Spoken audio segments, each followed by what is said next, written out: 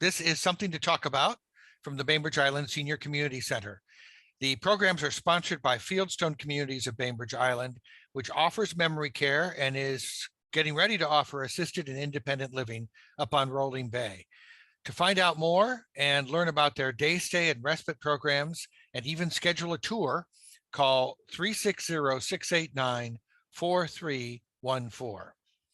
Also, we make a point of acknowledging that we are meeting on the ancestral homeland of the Suquamish people, the people of the clear salt water. We are grateful to our Coast Salish neighbors. We honor them and we appreciate their stewardship of our land since time immemorial. And stewardship of our land is one of our major topics today. Anne Lovejoy is here for her monthly check-in on gardening. Hi, Anne. Hey, Reed, thanks. And hey, Lena, nice to see you learning to be a co-host. That's awesome. Yay. Yeah, I wanted to talk a little more. We touched a little bit on water protection last time, but I wanted to talk a little more about it, and I probably will keep talking about it through the year because there's so many areas. I think for a lot of us, the idea of water protection gets tied to specific things like maybe the Sioux Tribe Standing Rock protests against the Dakota Access Pipeline. That was a big one where a lot of people got but often there's more of like a vaguely in general, we're supposed to be taking care, but I'm not sure exactly what that means. But I think we might actually be a little more concerned and perhaps willing to do a little bit more proactively if we have a deeper understanding of how what seems like really simple things like using household cleaners and garden pesticides and chemical herbicides on the lawn, things like that, how they can affect frogs and birds and fish and shellfish. There's that saying, we all live downstream, but some of the things we do without really thinking very hard about it can create and are creating water health issues for all of us. And that's especially important for the Suquamish tribal fishing industry, for instance. And I think it's important to all of us, whether, islanders or not, to kind of educate ourselves a little bit better and to get that tribal perspective on why it's so important to avoid polluting our shared marine environment. So I wanted to start off by reading a little something which we're going to attach to the video of this, so you'll be able to see it. And I don't know, Reed, you might be able to put it in the chat or something.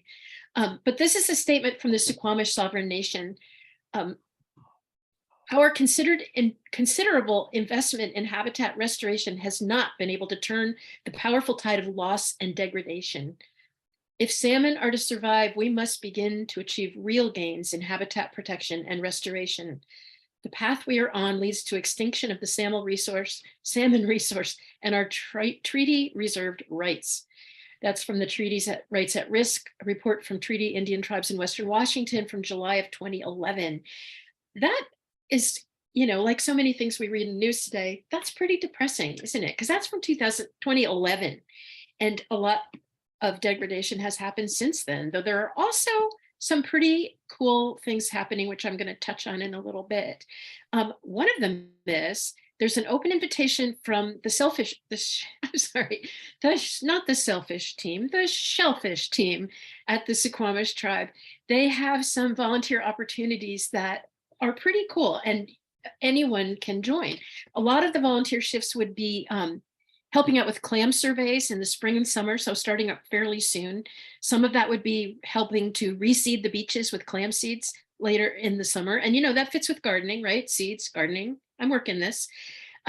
Walking along beaches, and then you'd have to be able to walk the beach and have uneven surfaces underfoot and be safe in that environment. There's also, sometimes it might involve being in a skiff boat to access beaches while exposed to the elements, because you never know if it could be raining in the summertime or cold or windy or whatever. In addition to the clam surveys, they're also looking for people to help take care of the baby clam seeds as they grow. That's pretty adorable. And checking the Dungeness crab light trap. And that's partly for seeing if there are invasive crabs, the green crabs, and checking the health of the crabs. And they can also tell if the crabs have laid eggs or not. So it's sort of like a check-in to see for the health of these creatures. If you are willing to help them out on the water during the warm summer months, there is a link that will take you to a volunteer form. And again, we'll put that on the website. And once you filled out the form and you're in the system, you can sign up for other shifts that fit your schedule best. And if you have questions, you can call, get in touch with the team, and that's part of on that same link.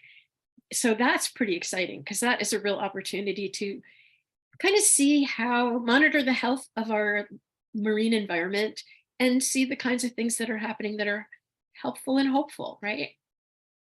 Um, Another pretty cool thing is something called Making Waves, a Puget Sound partnership. And that program has been going on for quite a while. It's a series of podcasts and programs that support clean water and healthy marine environment throughout the whole region. And they run a lot, well, like some recent titles include Puget Sound Acquisition and Restoration Fund, how they're acting to restore habitat critical to the recovery of Puget Sound salmon. And there's another one about conversations on the Puget Sound SOS Act and federal actions for Puget Sound recovery. Those links are also great because there's a lot of interactive stuff as well as these little podcasts. And to get super practical, I also included some resources from Clean Water Kitsap, Kitsap County Public Works, Kitsap Public Health District, and Kitsap Conservation District, and the Kitsap Public Utility District all have some really interesting documents you can download. Some of them are GIFs, or like there's one on vehicle washing, how to safely wash your car without polluting anything around you, how to take care of your lawns and gardens, the kind of stuff I talk about all the time. Another one from Kitsap Government, how to enhance your yard, talking about planting native plants and how to care for them safely and effectively. And then there's like a Clean Water Kitsap page on things that we can all do to help promote clean water and make sure the water is clean and clean up our own acts, right? There's another thing that's kind of fun. If you have kids or young neighbors, there's a Kitsap County Water Festival youth family education program coming on Tuesday, April 18th. A whole day of learning about and celebrating our water resources. There'll be education experts, environmental professionals, storytellers, entertainers, lots of different members of the community to make it a really fun event for local students. It's open to third graders from North Kitsap and Bainbridge, and students, teachers, and chaperones go to the Kitsap County Fairgrounds, and then there's a schedule, and you can go to all these different presentations and exhibits and a magic show. There's even a whole kind of program about the hydrological cycle, how to use our water resources wisely, fish and wildlife habitat, streams and wetlands, all kinds of stuff. So that event is really worth looking into if you have a kid or a neighbor nearby who's that age and you might want to be a chaperone, or if you're a grandparent, you might want to go with them. I think that sounds like an awesome way to get started. But I'd love to hear your questions if you have them. Like, what would you like to know a little more about in terms of clean water as gardeners? Oh, looks like Sue's put something in the chat. Oh, nope. Anybody got a question? I think going back to the point of, I think a lot of us are thinking when you're gardening, okay, we know better than to use the chemicals. I noticed some of the chemical companies have renamed them things like green solutions, but that doesn't actually mean that that's what we call greenwashing. It doesn't really mean that they're safe. You can ask any lawn treatment company, or even the people who take care of lawns and gardens, ask them for the safety sheets on all the products they use. And everybody who's using anything that's a controlled substance in this state, and I don't mean just smoke and dope, I mean things that you shouldn't put on your lawn. Anybody who's using these things should have the manufacturer's safety assessment sheets available to anyone who asks. And this will tell you, does this stuff affect frogs or invertebrates? Is it going to do harm to fish? Will it harm birds if they eat the bugs that walked on through the pesticides, right? So it's a big, complex web of life that really would do much better if we weren't poisoning it. Just saying, right? So thinking what about, sorry. Oh, I was just going to ask about some of the things, like this is the time of year when I give those that moss. That I love moss, but not necessarily on my back patio where I'm trying to walk.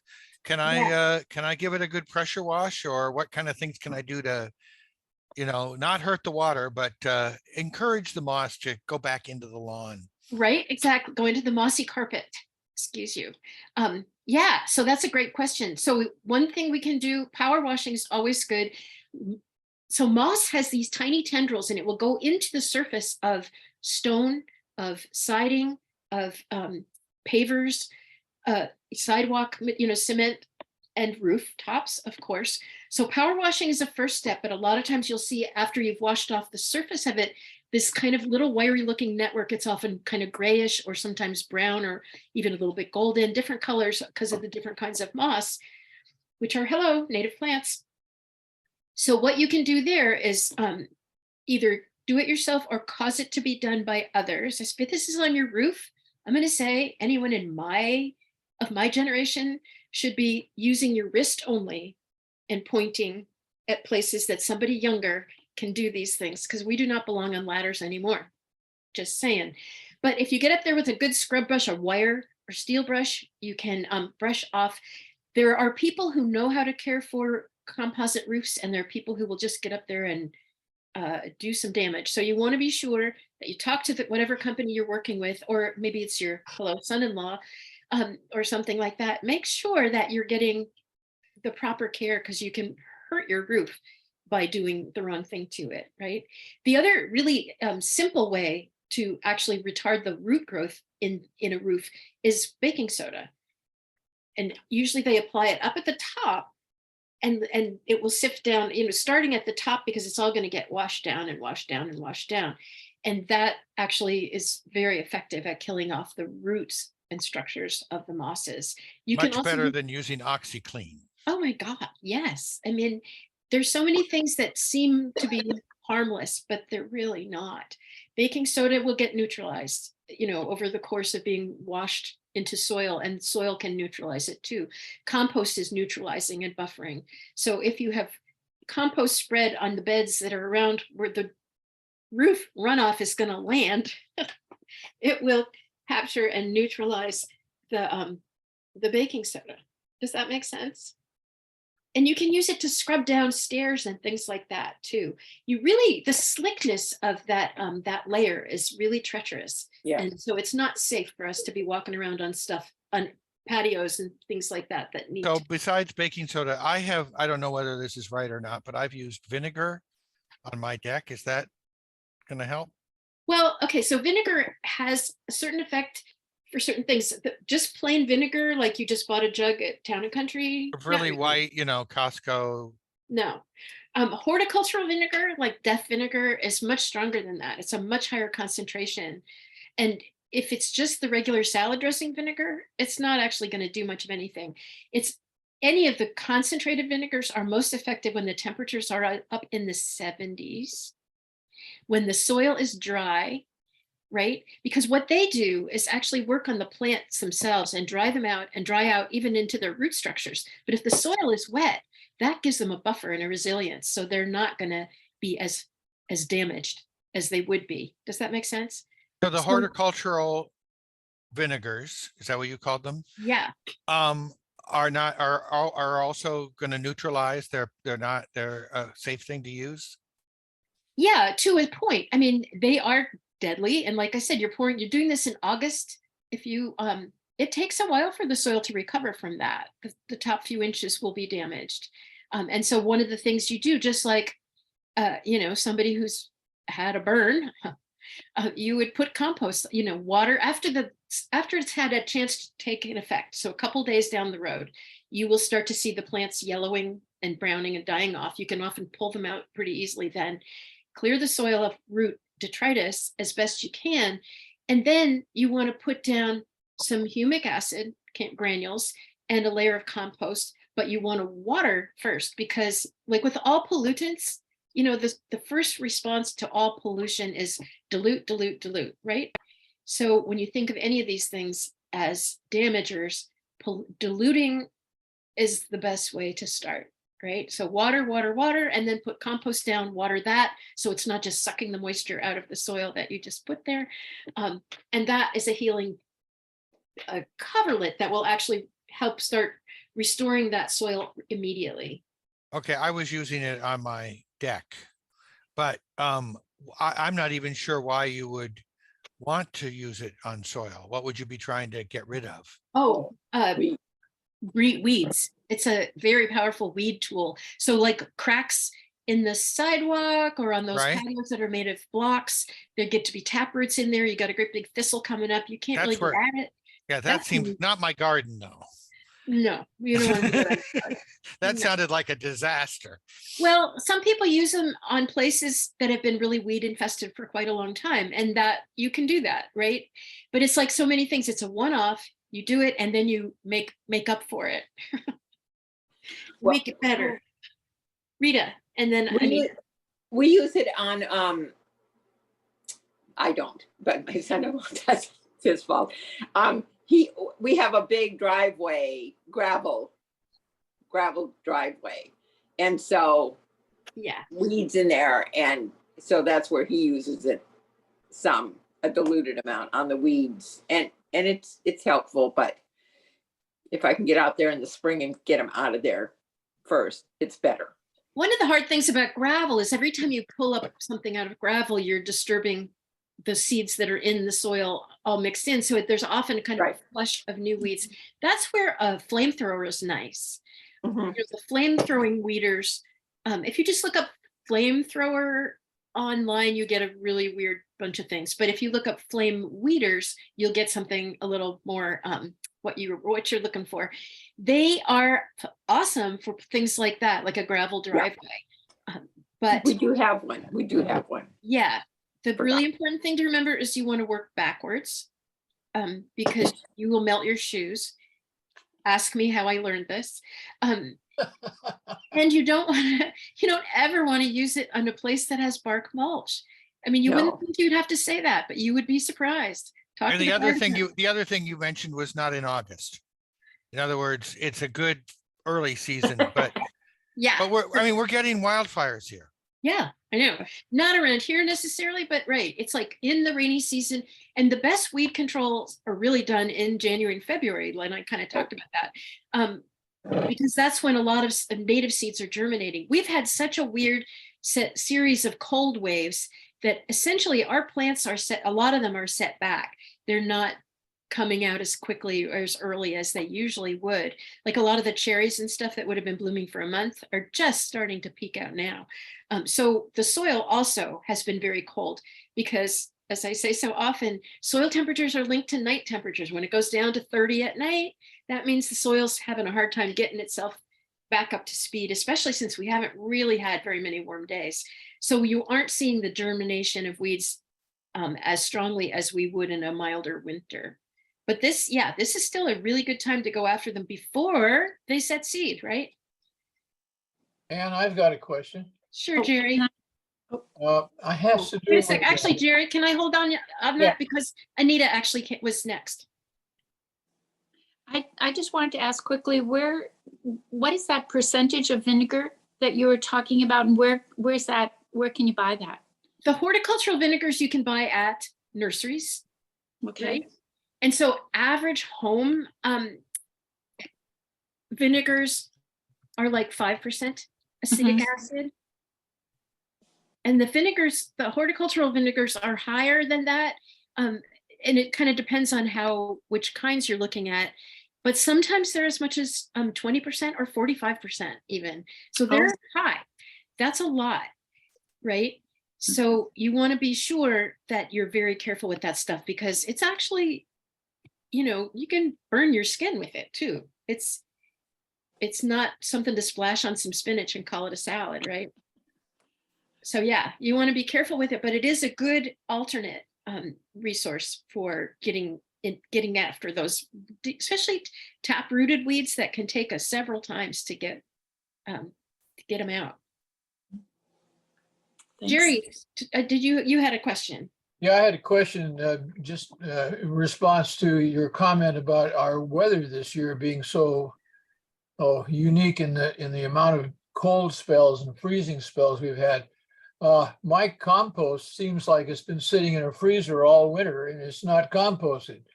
One year I had access to a chipper shredder. I found that a chipper really didn't do much good because the pieces were too big and so on and so forth. But a chipper shredder seemed to be a really unique thing. And I really like to put and spread the compost on the garden as early as I can. Well, it's still sitting there like it came packaged in a freezer. And so I was wondering if you had any suggestions. I looked on the web for chipper shredders, and there seemed to be all kinds of them, from electric to gas. I even saw one that was very interesting, made by Troy-Bilt, that looked like it was adapted onto a lawnmower. I've been thinking about ways I might be able to use my lawnmower to grind up into a shredder. Anyway, am looking to you for suggestions. Is there I remember the Park District at one time had a shredder at Battle Point Park, I think, that the people out there could use for their gardens. But is there some place on the island? All that the Rent Center has is chippers. And then, Yeah, I'm not aware of anywhere you could rent a shredder, but the one thing, yeah, the reason shredders work so well is, of course, the more broken surface area a particle has, the faster it will break down, the more opportunities for all these other. So there's two things you can do that kind of get things going. And one would be, as soon as you can mow some grass and throw some green grass clippings in there, stir it, turn it around, it gets some air in there too. But by the time it's been sitting there for a long time, it's got your green brown ratio isn't as good. So it's not going to heat up as quickly. One thing that will give it a real boost is coffee grounds. So if you were going to go to some of the coffee stands and ask if you could have leave a bucket there, and could they dump a bunch of and they'll usually dump the whole thing, like the yeah, we do that. The paper thing and the coffee grounds, but you want a volume. You want like a 5-gallon volume, not, Right. Yeah, put it in all your everyday stuff. But when we were at the library getting those started, we made the rounds of the coffee shops every week, and we were putting in, 100 pounds, and it really gets it going. The other thing that can be really helpful is if you have any friends with worm bins, often they can give you a little bucket of wigglers, and getting those buried into the middle of your compost will actually help it break down a lot faster too. Anybody else got a question?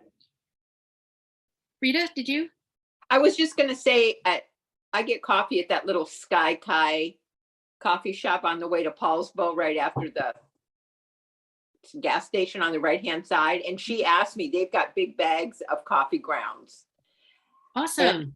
And she goes, you can take some. So I'm gonna put a bucket in the back of my car and get some and put them out in my forest where my compost stuff is. So Yeah.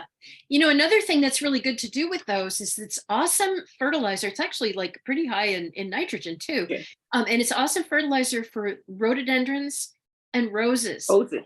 Which is interesting. So I just mulch with them.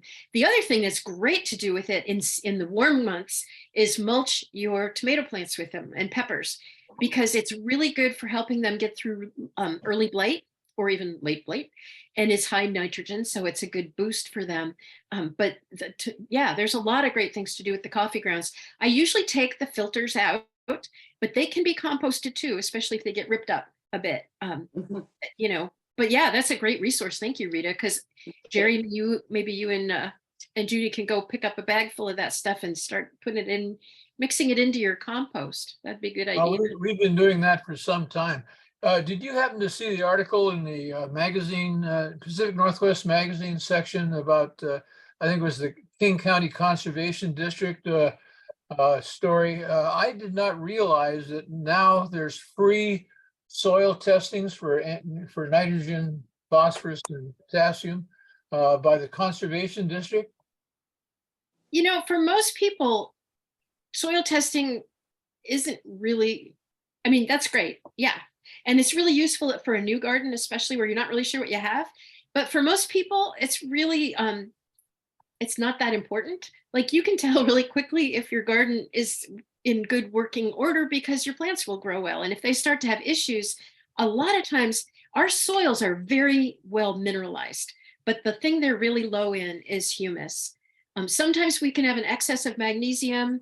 And that's a lot of times where you see the thistles are really collecting. You get a ton of those Canadian thistles. there's too much magnesium in the soil. And so again, the compost is a really good buffer for that. Getting more humus into the soil is more important than trying to balance out most other stuff. And the other good thing about compost is it's pH neutral and it's a good pH buffer.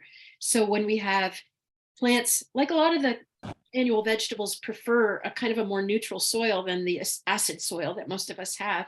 So putting in a lot of I don't dig it in anymore. I just layer it on, layer it on, layer it on season after season. And that really, you let the worms do the mixing for you. It's a lot less destructive to the natural life in your soil. So we don't till, we don't really dig except when, you're planting or removing something. And just over time, you'll start building the really kind of healthy, deep soil like we have in our forests, where that natural, cascade year after year of biodegradable material builds up. So yeah, I mean, you can do soil testing. Sure, there's no, and if you think there's a problem, like with an older house where there might be peeling paint, there might be lead in the soil near the house. Yeah, that's a great time to do a soil test for sure. But for most people, I wouldn't worry too much about that. More about, is there enough humus in this soil to make our plants able to take care of themselves? Because that's the thing we always say, feed your soil and the soil will feed your plants. Dr. Lovejoy often suggests more compost, and then when you're done with the compost, add some wood chips, not bark, just Not wood bark. chips, and then more compost, and then maybe some more wood chips. Yeah, the layering is great. And especially as we get older, like who doesn't love the idea of no more digging, right? Though I have to say, if you need to dig, Rita and I have these incredible shovels called root slayers that will dig through anything. And even as an oldie, I love my root slayer shovel because if you have to dig, you really want a shovel that's working for you. And this one has heft and a good serrated edge, so it can really cut through stuff beautifully.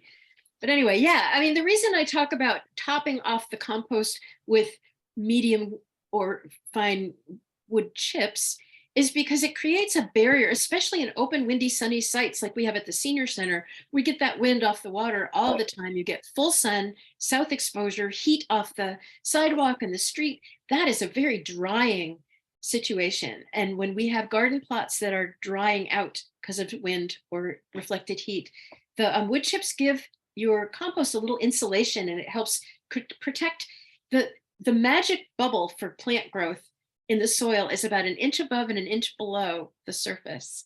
And that bubble is where we want to retain humidity and air exchange. And so adding that little bit of a top dressing of the wood chips, not the big horse, hog fuel, but the medium grind ones, that really gives you the buffer and keeps the soil in the right condition to really make happy plant growth. I wanted to talk a little bit about St. Patrick's Day and peas, partly because a number of people asked me about it. Do you still plant peas on St. Patrick's Day when it's freaking freezing out there? And the answer is, that depends. Isn't that usually the answer? So here's an interesting thing. St. Patrick's Day and peas, whatever. Yes, you can do that if you want to. But the real test is to find a lilac bush near you. And most of us would live near some lilac bushes, and take a look at the leaf tips. When the first leaves on the lilac are the size of your little fingernail or somebody's little fingernail, or technically they were supposed to be the size of a mouse's ear, but I found my little fingernail was pretty close to that. That is when the soil temperature and the daylight length is right for peas. Isn't that kind of cool that lilac is an indicator plant, and it's telling us soil temperatures are adequate, and now we can start planting those cool crops. So in my neighborhood, they're not quite there, but they're almost there. The green is showing, but there isn't quite, but that's just me. You should go look in your own backyard or your neighbors. Everybody's got a lilac near them somewhere, right? And check and see. And when the leaf is about the size of your little fingernail, that's when you can plant your peas. And when you do plant your peas, the one thing to remember about them is they are dry, right?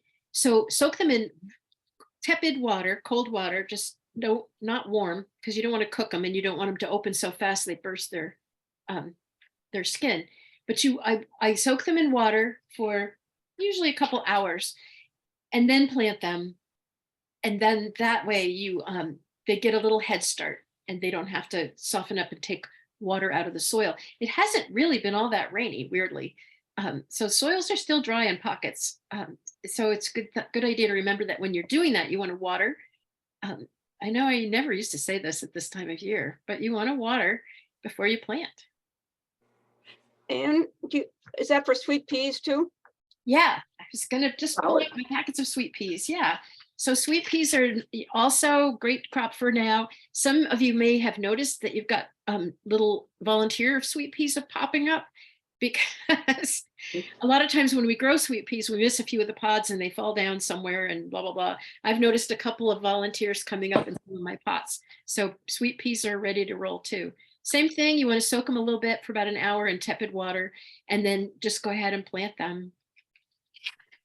But not beans. It's way too early for beans. But it's perfect for all kinds of lettuces. This is a great time to do like I usually do lettuce a few inches at a time in a row or a plot. Oh. So that and then in 2 weeks maybe I'll do another little patch and start harvesting and do every couple weeks another little bit. And you don't have to do rows. You can do little patches. And what's fun is when they even just start coming up young, you can get out there with nail scissors even and just clip some of those young ones for salads or garnishes and and a lot of them will come again if you do cut now early in their cycle, and not now, but in a few weeks as they start sprouting, they'll keep coming back after you trim them a little bit. If I Really? plant that lettuce next to my garlic, will it keep the rabbits from eating them? No, I Oh. won't. What will keep the rabbits from eating them is probably the smallest chicken wire you can get. It's crazy that baby rabbits can get through really small spaces. Speaking of mice and other small rodent type creatures, I guess. Anyway, so yeah, so very small chicken wire. And how tall? Well, that's the thing. Who are you trying to keep out? Because we have a Well, whole not me. anybody, right? The thing is, some people have had voles a lot lately too, and voles are smaller than mice, and they can get through almost anything. So if you are seeing a lot of voles, I would put hardware cloth, which is a very fine, like 1/4-inch mesh, around a bed or over a cold frame, for instance. And you don't want to do the whole garden in that. But for the small rabbits that we're seeing so much lately, most of them will, if you put up a panel of 3-foot chicken wire, the heavy duty kind, that should keep them out. But you have to sink it a few inches into the ground. It's not enough to just slap it up because they can go right under it. Rabbits burrow, right? So yeah, when I was growing food for real, I would actually line the big garden with L-shaped pieces of hardware cloth, and that were 3 feet high and about a foot underground, as in an L like that. So that, and then on the outside, so when they were trying to dig down to get under the fence, they would hit that instead. Does that make sense? Yeah, So yeah, so the L is going away from the garden. So yeah, that because they're kind of if trying they're to getting the mood to try to burrow there, it's like, oops, wrong way. Yeah, wrong way. So that, but that's the kind of thing that you do when you're younger. I gotta say, I probably wouldn't do a big area of that these days. Well, could you also put it in, if you put it in raised beds, so this up off the ground? Yeah, um, definitely. I'm going 3 or 4 feet, probably Yeah. one of those. Yeah, Yeah, that's me, because I don't want to argue with them. And then you don't have to bend over so far. right. Exactly. And all these critters, they were here first, right? And we've taken away a lot of territory and a lot of habitat from so many kinds of critters. You can't really blame them for moving in when we put out the smorgasbord, right? No, I wanted to have a few bits of lettuce or a cucumber or two before the season got there. Right. Well, I'll And, tell yeah, you what. I'm not growing, I'm not farming, I'm just doing a little gardening. One of the best things I ever did is get some of those water troughs. Yeah. Because they're, metal. So, and they're about 3 feet deep, or 2.5 to 3 feet, depending on the size you get. And nobody has bothered those. Nobody. It's Now great. tell us how you prepared those, because you did it here at the senior center a couple Yeah. years ago. Yeah. So one of the things you need to remember is that they're stock tanks for water. So they're made to hold water. So they have one drain that's about 8 inches up. And if you don't, and you can take that plug out, but it means it will fill up with water at the bottom for about 8 inches before it starts draining. So you have to have drainage holes. So somebody has to drill pretty good size 1/2 inch holes in the bottom. And I put about 10 holes in them, and then they have to be raised up on cement blocks or something of that nature so that there's air circulation underneath and they're not sitting directly on the soil, right? So once you get them raised up, then you put the soil in. Several people filled them before they did all this stuff, and it's like, actually now you cannot, because they hold about a cubic yard and nobody can pick that up. Sorry. So be sure that you get them set up the way you want them and where you want them before you put the soil in. And then when those holes are drilled, in order to keep them from filling up, you can put hardware cloth on the bottom. We put some pieces of that, crocked pottery, which is broken pieces of clay terracotta pots, propped over the holes to make sure that they stay open. And also periodically, one of the reasons to lift them up is because you can reach underneath. I have a little flashlight and I can see, and I can poke a stick up the hole from the outside and make sure those holes are not plugged, because you have to have drainage or you're just going to drown stuff. But that is the terrific way to grow. If you just want some lettuce, you want a few herbs, you want a tomato or two. Strawberries, you got some wonderful strawberries out in front of the senior center. We do, and we'll be happy to share those strawberries with anybody who wants some. So how much soil? Each one of the kind we have holds pretty close to, the set that we have at the senior center is a graduating set. So there's a bigger one. It's like Mama Bear, Papa Bear, Baby Bear. But the biggest one holds about a cubic yard of soil. And that's quite a bit. So in those, you could actually put in, blueberry bushes and things like that. The thornless raspberries, patio raspberries. They're called dazzleberry, and they're great for small spaces. But you can grow quite a bit, and you could certainly have garlic, onions, lettuce, some herbs, a little kitchenette garden, right? Mhm. And for those of you who like your backyard tidy, it helps with that, right? I mean, it's contained. Not I know the Anne Lovejoy way of gardening, which is nature loves a mess. Nature loves its own sense of order, which is not ours. Right? Exactly. Okay, correct it again. That's the thing, though. It's a great point, Reed, because a lot of people have been brought up for, all our lives to be told that certain things are messy and other things are tidy, and that one is good and one is bad. But, and nature doesn't really look messy to us. Usually when you walk around the woods, very few people go, what a mess. Look at that. Slime molds everywhere, all those fungi, we're used to it there. And I think bringing those same eyes home with us can be helpful when we start to say, I really do have a lot of moss. Maybe what I need to do is a beautiful moss garden like the one at Bloedow. Maybe what I need to do is have more ferns and hellebores. And for summertime, I can do, hostas, right? And hardy fuchsias. We can think about changing our vision to suit our situation so that we aren't trying to fight what is, right? You have Right. noted, I think, that this is, we're basically living in, as you said, high mineral forest land. I mean, it wants to grow, it wants to be home to lichens and moss and slime molds and ferns and stuff. That's where, our lawns would rather be that than anything else. But yeah, part of the reason is because forest land is fungally dominated, and that's not a bad thing. There's gajillion kinds of fungi. I think everybody's seen that wonderful Fungi Perfecti film, Fabulous Fungi, whatever it is. But so those soils remain like that for a long, long time. And even though we strip that soil away and take all the trees down and put in sod, it's still really not the right kind of soil to make sod very happy because this is not natural prairie country. If you go, towards Swim, there's start to be some prairies. If you go down toward Tacoma, you start getting into that oaky savanna country and you can see, oh yeah, okay, the land really changes. But around here, this was climax forest and it's still, the soil still remembers. And so part of the thing that makes sense to do is to kind of remember that changing the nature of the soil is pretty difficult. So going with it and thinking about, that's why I was talking about planting native stuff that's adapted to our climate, whatever that may be now. And thinking when things seem to be disorderly or crazy or overgrown, I've been called in 3 times lately to these overgrown mess gardens that are just beautiful and saying, actually, let's take a little walk through the Grand Forest and then we'll come back to your house and say, oh, I have habitat, right?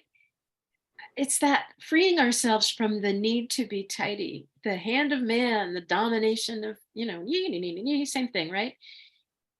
Working together instead of against. I think it's really important for us culturally. And also I think it's partly for our mental and emotional health and well-being to be more in harmony with our environment. We're lucky enough to have enough space so that we have a small garden and some grass, but we also have a little forest area. Mhm. And I told my son-in-law he could only go so far. And then the rest has got to stay forest. So I go out there and, tramp it, walk in my forest at least once a week just to see what's changed or what's coming up, and I've got my little brush piles there so I can take the stuff and kind of save it and make a space for other things. But it's really nice to be able to sit and look out on like a forest, from our deck. And it's really refreshing and it's really calming and it's really nice to have some forest there. I'm glad you said about brush piles too, Rita, because I know you pull ivy and things all the time, but brush piles are really important habitat. You will Yeah. find salamanders and newts and toads and birds and bumblebees and native bees, but all kinds of creatures will make their home there if you make a brush pile. And for many people, it will look like a big untidy mess, but for nature, it's like awesome. So Right. part of that Yeah. too is like, let's be hospitable and let's learn what hospitable looks like. It doesn't Probably look not. like Probably not right next to the house, though. definitely not right next to the house. No. But you don't even want trees right next to the house. It's like, no, plants should not touch the house walls. You see all these English buildings with roses all over them and stuff. Let's keep in mind, they've been solid stone for 1,000 years. That's a different story from a double wide. It's not going to work especially in the Northwest where we have many wooden homes. Right. And we have termites and we have molds and mildews and we have ants and rats and squirrels that, it's really not a good idea to interface with nature in quite that close away in your home. What you see out the window is one thing. What you see in your attic is another. Right. I have a question that has, you mentioned bees and stuff like that. And this is just a question. Has anybody here had a deficit of hummingbirds? A set of hummingbirds? Deficit. I haven't seen any hummingbirds for the last month or so. Oh. I've got them all over my yard. Oh. Mm. Yeah, we've seen quite a bit. My neighbor has 4 feeders and they're all over the place. Yep. Yeah. I've got 2 of them up there and they're not doing anything.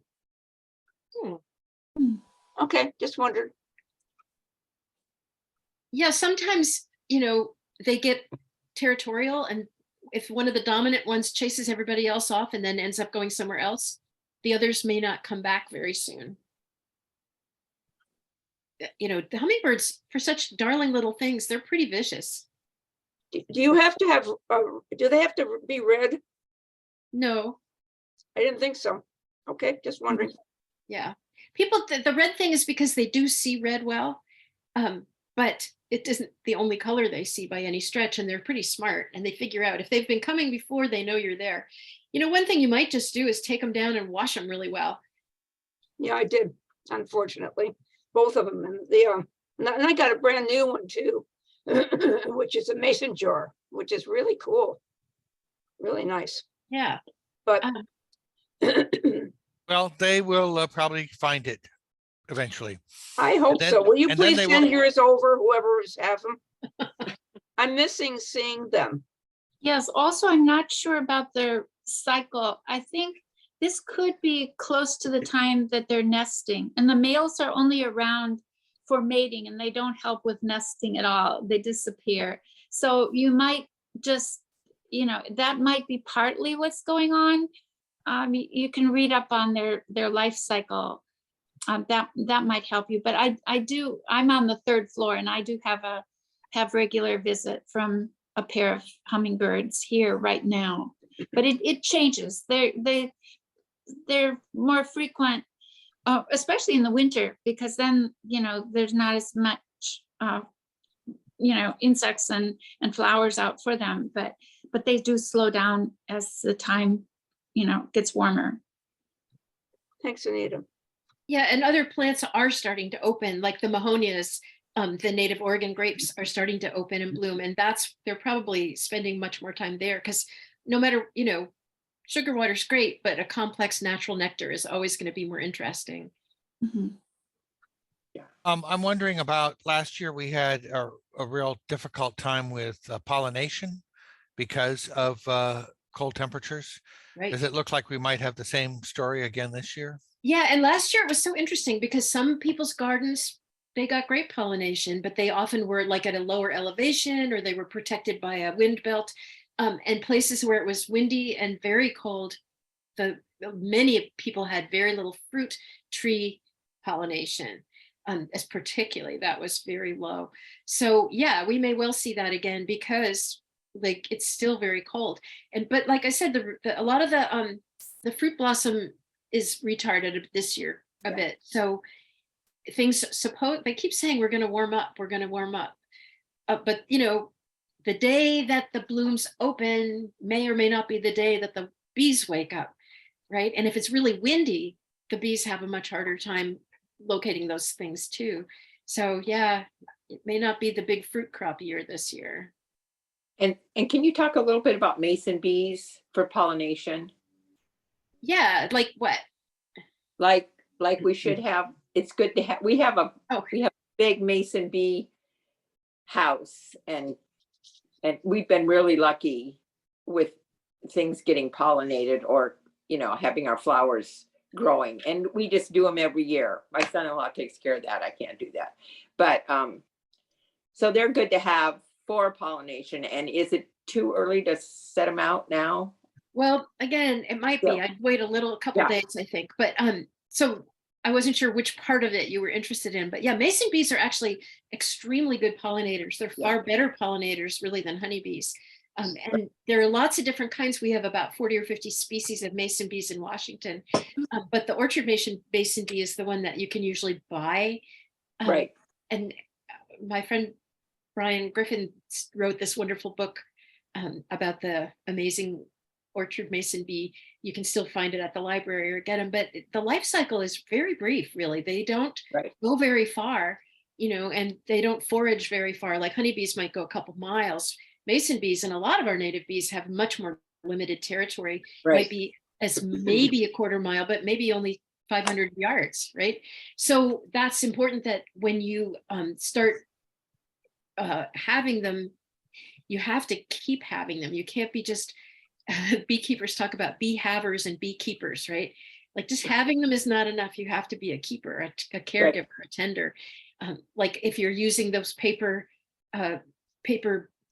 tubes to house them, you have to replace those every year. You can't use them again, right? And you have to clean out the bee houses so that, they don't get diseases in there and stuff. But the other thing to think about is, like, when you start having them, they will be finding their own homes too. And so a lot of them will be finding homes in, like, if you have stumps, the little crevices between the chunk of bark and the wood, or even the siding of your house. Sometimes people find them there and freak out, but they're very small. They're not going to do any harm they're not going to eat the wood or anything like that. But yeah, they'll find themselves, sometimes even you'll find them when you cut down established grasses. The hollow grass tube is a perfect place for some of the native bees, and often you can see they're in there. So I leave them until they open up and come out. Typically they would be out by now, but it's like I Right. said, it's still pretty cold, and I have not seen bees yet this year. I don't know if anybody else has. No. Okay, thank you. Yeah. Oh, just The a other thing question. to think about with native bees is that a lot of them are ground dwellers. And so again, another excellent reason not to till and just to do some layering and not to walk all over your garden if you can avoid it. Use a piece of plywood or something like that to walk and kneel on. Because every time you take a step on the ground, your entire body weight is focused on the space of your foot, right? Single foot. Now, in my case, that's quite a bit of body weight. And so you want to think about spreading that out. So walking on a board or using a kneeling board will really help protect the soil, which is kind of fragile, and it will also definitely protect anybody who's trying to live underneath your soil, right? Anita? I wanted to encourage my daughter-in-law to have mason bee house, and she would worry about bee stings, but mason bees don't sting, do they? No, and they're tiny. You know, they're very small, and no, they don't sting. They're not territorial because they don't have hives.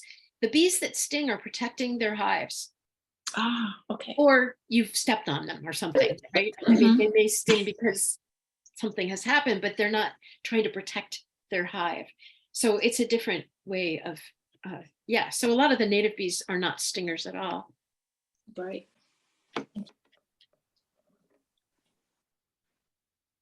Oh, I think Reed, what did you put in the chat? Orchard Mason Bee Book. Yeah, cool. Yeah, I think I put a link to Brian's book. Yeah, it's a great book.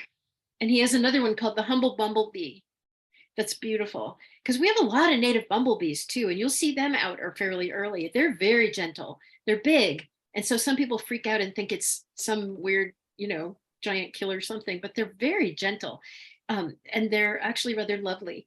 One of the things I love about the bumble queens is they build themselves this little pot of like beeswax, and then they fill it with nectar and honey, and then they lay their eggs and they lie down on them so that the eggs are on their tummy, protected by the warmth of their tummy, and then they just dip in and feed themselves so that they live through the cycle, so that their eggs, they're there to warm their eggs as long as their eggs need them, and then when they hatch out, they can let go and die. Isn't that so sweet? That is. Kind of like watching TV and eating bonbons while your Yes, eggs. that's of course what I was thinking.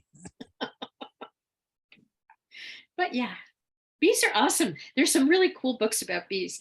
And I think if someone in the family is nervous about bees, there's some great children's books about bees. You can go to the library and ask from the librarians to help you find some. But those would be good for families to read together so children don't grow up being insect phobic. We are going to have a program about bees. When? Let's do it. Well, I don't know. We have to schedule it, but Yeah, that sounds good because they're, yeah, you know who'd be awesome with that is Charlie. Charles the bee guy. Schaefer, Charles Yeah. Schaefer. I have his phone number. We're going to do Right it. here. He's amazing. So yeah, So yeah, that'd be great. so stay tuned for that. Maybe if you need a Wednesday off some month, we can have Charles do the honors. You bet. Or just anyway, because he's such Yeah. a font of information and knowledge. It's just awesome. Oh, the other thing I was going to say is if you are interested in growing things like carrots, this is a good time to do it. And one of the things that happens with carrots is they get wireworm a lot, little nasty, but I've never had that happen growing them in my raised stock tanks. And again, I think part of it is because things like wireworm live in the soil at ground level. And so when you're building these, you're filling a tank with created soils, like, you know, you buy some topsoil, well, it's really created soil made at the facility. That soil tends not to have a lot of the pest eggs and so forth in it that you would find on the ground. It doesn't usually have the disease spores of all the fungal things that might haunt your vegetable patch, right? So it's a great way for a fresh start. And if you have been kind of frustrated by diseases and pests, you might find that moving up you don't have to bend over, as Reed pointed out, like it's stand-up gardening, which has its real points, right? And far fewer of the pests and problems than you might find at ground level. Yeah. One good tip I'd love to pass on, I learned from a much older person, was that if you're when you're in the garden and you need to do something at ground level, she said, make sure just check out all the things you need to do while you're down there and do them all at the same time, because you're only going to be able to get up once. I thought that was hilarious. She also said, always have a 5-gallon bucket next to you because you can lean on it and get yourself up. And you know, that is a true thing. It's that was wisdom from a 92-year-old gardener, right? Yes, exactly. And thank you so much again. I've put your blog link also in the chat, and that's another great way to keep in touch with you. You write such lovely columns. I Thank really you. appreciate that. Yes.